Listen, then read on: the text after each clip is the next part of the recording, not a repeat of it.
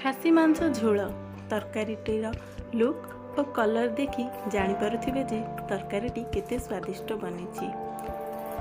आमे मध्य आज यही super tasty proper Odia style ले बना जाउथिबा खासी मांस झोलर रेसिपी को देखि नेबा। एठी मु खासी मांस बनाइबा पई एही सब सामग्री नेइची। मु पियाज को एहीपरि भाबरे सरू सरू करी काटी नेइची। दुईटा टमाटो को मु एठी गोल गोल करी काटी रखीची। गोटा गरम मसला रे मु एठी तेजपत्र दालचीनी दुईटा गुजराती नेइची ओ किछि कंचा लंका। मु एठी आलू को एहीपरि भाबरे काटी करी भलसे धोईकी रखी नेइची। एठी मु अदा रसुणर पेस्ट बनाई नेइची। मसला रे आमे नेइचे हळदी पाउडर, चिली पाउडर, गरम मसला पाउडर और मटन पाउडर। एठी मु लूण मध्य नेइची। 1 केजी मटन को एठी मु भलसे धोई करी रखी नेइची। एबे आमे एक कड़ाई रे 50 रु 100 ग्राम मध्य रे तेल दे गरम करी नेबा। तेल एठी हमर गरम होई आसीची। एबे आमे काटी रखिथिबा आलू को तेल रे पकाई नेबा। आलू रे आमे अल्प किछि लूण मध्य पकाई देबा। लूण देबा द्वारा आलू गुड़ी को बहुत शीघ्र सीझी जाई थाए।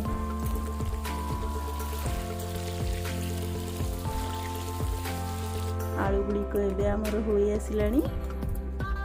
एबे हमें आलू गुड़ी को बाहर करि नेबा।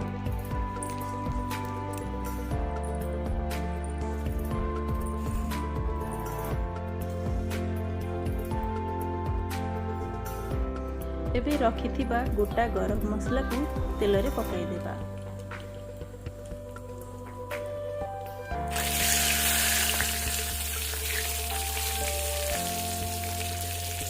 गोटे मिनिट पाई तेल रे फुटिबा पाई छाड़ी देबा। एबे काटी रखिथिबा पियाज को तेल रे पकाई नेबा। मु एठी 1 केजी मटन रे 5टी बड़ साइज रो पियाज काटी करी रखीची। पाखापाखि 250 ग्राम पियाज एठारे हेबो। मटन करी रे पियाज रो मात्रा अधिक देले तरकारी की खाइबा पई भल लागिଥାଏ। एबे आमे किछि लूण पकाई नेबा। लूण देबा द्वारा पियाज गुड़ी को जल्दी हो जाई थाए। देखंतु पियाज हमर होई आसलानी। मेठी अल्प किछि पानी देउची।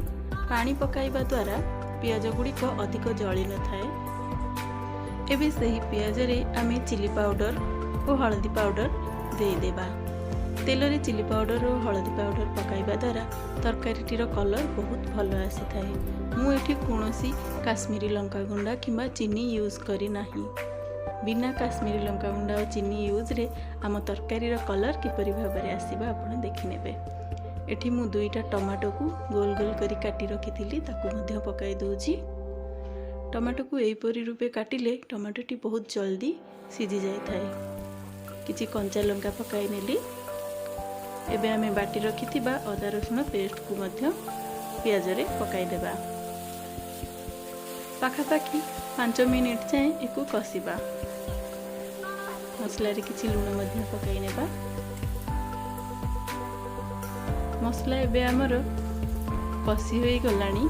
मु एबे रखिथिबा मटन को मसला रे पकाई देबी। मटन पकाई तरकारी को 10 रु 15 मिनिट जाए कसिबा को छाड़ी नेबा, जहा द्वारा मटन रो कंचा स्मेल चली जाए। देखंतु आमे एबे 10 रु 15 मिनिट जाए मटन को कसी देइचे। एबे मु एठी रखिथिबा मीट मसला और गरम मसला पकाई देउची। मु एठी मांस कसिला बेले गरम मसला पकाई। आपण माने मध्य मांस कसिबा टाइम रे अल्प किछि गरम मसला पकांतु। देखिबे तरकारीटी बहुत टेस्ट लागिथाए। एबे आमे मसला गुडा को पकाई सारिबा परे तरकारी को पाखापाखि आधा घंटा रु 45 मिनिट कसी नेबा। मटन को जेते अधिक कसिले तार स्वाद बेसी बढ़ी जाए। मांस रे स्वाद अनुसार लूण पकाई मांस को भल से कसी नेबा। देखंतु मसला एबे हमर कसी होई गलानी। एबे आमे मांस गुडी को प्रेशर को काढी नेबा।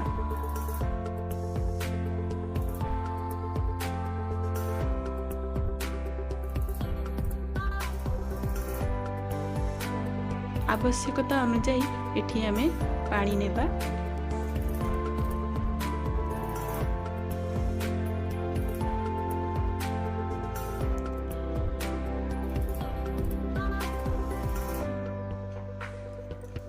एबे आमे तरकारी रे अल्प किछि गरम मसला पकाई नेबा।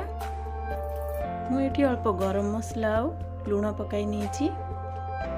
एबे कुटी रखिथिबा दालचीनी और गुजराती गुंडा पकाई देउछि। दालचीनी और गुजराती कुटिकी देबे, देखिबे तरकारी स्वाद भिन्न लागि थाए, बहुत बढ़िया लागि थाए। प्रेशर कुकर को एबे बंद करी नै मीडियम फ्लेम रे 3टी सीटी आसीबाकू देबा। देखंतु एठी एबे हमर सीटी आसी जाईछि। एबे आमे तरकारी को खोली नेबा। देखंतु तरकारी रो कलर किपरि भाबरे आसीछि, स्वादिष्ट देखा जाउछि ना। तेबे आपण माने मध्य एही रेसिपी को फॉलो करी घरे थरे खासी मांस झोल प्रस्तुत करंतु। प्रॉपर ओडिया खासी मांस झोल रेसिपीटी भल लागिथिले चैनल को सब्सक्राइब करि दियंतु, वीडियो को लाइक करि दियंतु।